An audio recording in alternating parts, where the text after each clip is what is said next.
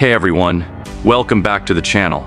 So, today I've got something really exciting to talk about, and I honestly can't wait to dive into this because it's one of those cars that just makes you smile when you think about it. We're talking about the 2026 Honda S800, and yes, you heard that right. Honda is bringing back the S800 nameplate. And let me tell you, this is not just a nostalgia play. This is Honda getting serious about pure driving fun again. Now, if you're not familiar with the original S800, let me give you a quick history lesson. Back in the 1960s, Honda was making a name for itself with these tiny, lightweight sports cars that were just brilliant to drive. The S800 was the last of that original sports car line, and it became legendary for its high-revving engine and that nimble, go-kart-like handling. It was small, it was scrappy, and it had this incredible spirit that car enthusiasts still talk about today. So the fact that Honda is reviving this name, that tells you they're not messing around with this new model. Let's talk about what this car actually looks like, because the design is absolutely stunning. Honda has really nailed the balance between honoring the past and looking toward the future. When you first see the S800, you immediately notice it's compact, and I mean properly compact, not what modern car companies usually call compact. This thing has a low, wide stance that just screams sports car. The proportions are perfect, with that long hood and a cabin that sits right over the rear axle, giving it that classic front-engine, rear-wheel drive look that we all love. The front end is really aggressive, but in a refined way. You've got these slim LED headlights that have this piercing quality to them, and they're connected by the subtle light bar that extends across the grille. Speaking of the grille, it's relatively small because, well, we'll get to the powertrain in a bit. But let's just say Honda is being very clever with their engineering here. The bumper has these beautiful sculpted air intakes that aren't just for show. They actually channel air for cooling and aerodynamics. And here's a cool detail. There are little nods to the original S800 in the shape of these intakes if you look closely. Moving along the side, this is where you really appreciate the design. The body lines are clean and purposeful, flowing from front to back without any unnecessary creases or fake vents. You know how some modern sports cars just have lines everywhere that don't really do anything? Honda didn't do that here. Every line serves a purpose. There's this beautiful character line that runs from the front fender all the way to the tail, and it creates this sense of motion even when the car is standing still. The door handles are flush mounted, which helps with aerodynamics and gives it that clean, modern look. Now, the wheels. Oh man, the wheels. Honda is offering these gorgeous lightweight alloys in either 18 or 19-inch sizes, depending on which trim you go for. They have this multi-spoke design that's reminiscent of classic racing wheels but with a contemporary twist, and you can see the brakes through them, which on the higher trims are these beautiful red Brembo calipers. Just that pop of color behind those wheels looks fantastic. The roofline deserves special mention too. It's this beautiful fastback design that slopes down smoothly to the rear, and Honda has kept it really low. This isn't one of those sports cars where you feel like you're sitting in a crossover. This is a proper low-slung sports car, and you can tell just by looking at it. There's also an optional lightweight fabric roof for those who want that open-air driving experience, which honestly is how a car like this should be enjoyed on a beautiful day. Around the back, the design language continues beautifully. The taillights are these slim, horizontal units that stretch across the width of the car, connected by another subtle light bar. When you see this thing lit up at night, it's going to have such a distinctive signature.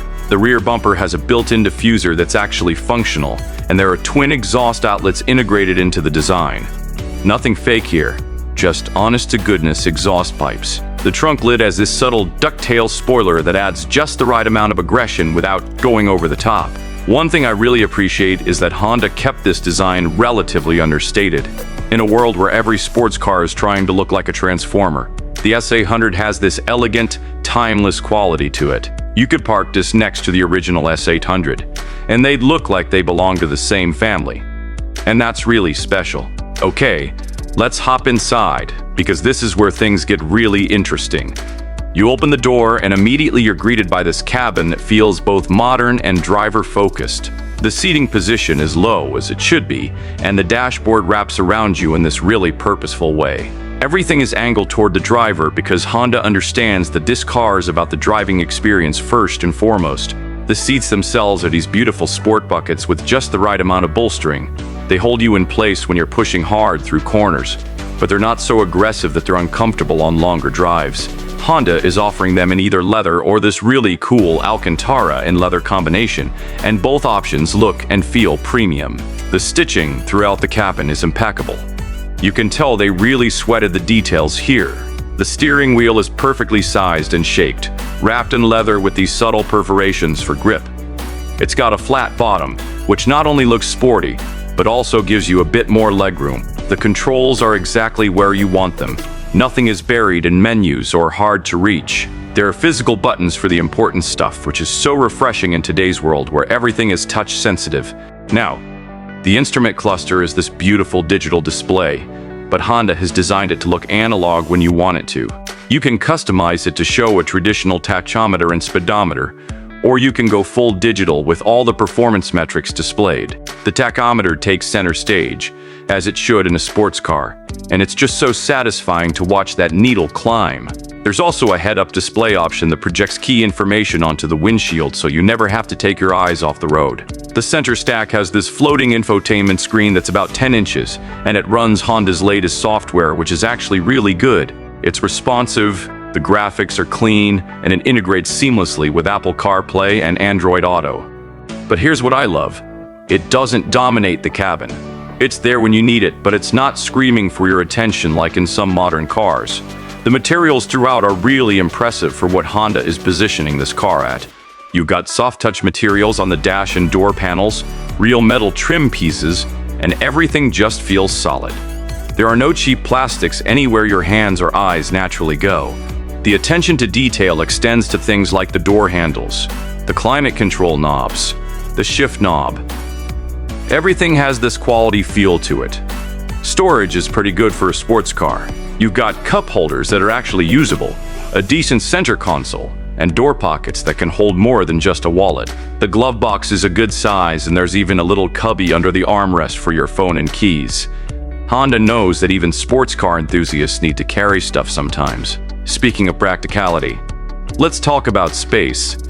This is a two-seater, pure and simple. Honda didn't try to shoehorn a back seat in there or pretend this is a 2+2. It's just driver and passenger, and honestly, that's perfect for what this car is meant to be. The passenger gets a great experience too, with their own climate controls and a seat that matches the driver's side. You don't feel like you're just along for the ride. You're part of the experience. The trunk is actually more spacious than you might expect. Honda has been clever with the packaging, and you can fit a couple of weekend bags back there without any problem. There's also a front trunk, yes, a frunk, because of the way the powertrain is packaged, and that gives you even more storage for smaller items. So this is a car you could actually take on a road trip, which makes it so much more usable than some other sports cars out there. Now, let's talk about what's under that beautiful hood, because this is where Honda has really done something special. The S800 comes with a turbocharged 4-cylinder engine that's been tuned for pure driving pleasure. We're talking around 300 horsepower in the base model, with a higher performance version pushing closer to 350. But here's the thing. Honda hasn't just chased horsepower numbers. They've focused on making this engine responsive, eager to rev, and full of character. The engine is mated to either a 6-speed manual transmission, yes, a real manual with 3 pedals, or an 8-speed dual-clutch automatic for those who prefer it or deal with heavy traffic. And you know what? Both transmissions are excellent. The manual has this short, precise throw that just feels mechanical and direct in the best way possible. The clutch is light enough for daily driving, but still gives you plenty of feedback. The automatic is lightning fast when you want it to be, but it's also smooth and refined when you're just cruising. Power goes to the rear wheels, which is exactly how a proper sports car should be set up. Honda has developed a sophisticated limited-slip differential for this car that helps put all that power down effectively, while still allowing for a bit of playfulness when you want it. The chassis has been tuned to be incredibly balanced. This isn't a car that's going to bite you if you make a mistake, but it's also not so nannied that you can't have fun with it. The suspension uses double wishbones all around, and Honda has tuned it to be firm but not harsh. It soaks up bumps really well while still keeping the car flat through corners. There's adaptive damping available on the higher trims that can adjust in real time based on what you're doing, but even the standard suspension is excellent. The steering is hydraulically assisted, which is becoming increasingly rare, and it provides this beautiful weight and feedback that electric systems still struggle to match. Honda is also offering different driving modes that adjust the throttle response, transmission behavior, steering weight, and suspension stiffness. There's comfort for daily driving, sport for when you want more engagement, and Sport Plus for when you're really pushing it. But here's what I appreciate. Even in comfort mode, this car still feels like a sports car. It's not trying to be something it's not. Now, let's talk about the price, because this is where Honda might have hit a home run. The base model S800 is expected to start around $45,000, which in today's market for a proper rear-wheel drive sports car is actually really competitive. The higher performance variant with all the bells and whistles will probably land somewhere around $55,000 to $60,000, which still undercuts a lot of the competition while offering a really compelling package. When you compare it to what else is out there in this price range, the S800 really stands out. You're getting Honda reliability and build quality, a car that's actually fun to drive every day, and something that looks absolutely gorgeous without the typical sports car compromises. Plus, Honda's dealer network means parts and service shouldn't be an issue, and the resale values on their sports cars have historically been really strong. Honda is also offering some really interesting options and packages. There's a track package that includes those bigger brakes, a more aggressive suspension setup, lightweight wheels, and some aerodynamic enhancements. There's a touring package that adds more comfort and convenience features without sacrificing the sports car character. And there's even a heritage edition that pays homage to the original S800 with special colors, badges, and interior trim. The colors available are fantastic too. You've got your standard silvers and blacks, but Honda is also offering some really special hues like this deep blue that looks almost purple in certain light, a classic red that's just perfect for a sports car, and this gorgeous white that has a slight pearl to it. The Heritage Edition gets access to some vintage-inspired colors that look absolutely stunning. So what's the bottom line here? Honda has created something really special with the 2026 S800. This isn't just a car that trades on nostalgia or tries to recreate the past. This is a modern sports car that understands what made the original great and translates that into a package that makes sense today. It's lightweight, it's beautifully designed, it's engaging to drive, and it's priced competitively. In a market that's increasingly dominated by SUVs and electric vehicles, it's refreshing to see a manufacturer take a chance on a pure, honest sports car. The fact that Honda is offering a manual transmission shows they understand their audience. The attention to detail in the design and interior shows they care about the experience. And the driving dynamics show they haven't forgotten how to make a truly engaging car. This is the kind of car that makes you want to take the long way home, that makes errands feel like adventures, and that puts a smile on your face every time you press that start button.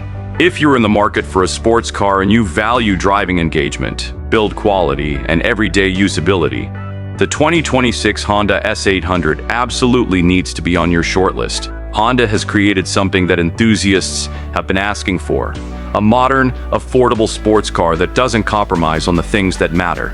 And honestly, I can't wait to get behind the wheel of one and see if it lives up to the promise. Thanks so much for watching, and if you're as excited about this car as I am, let me know in the comments below.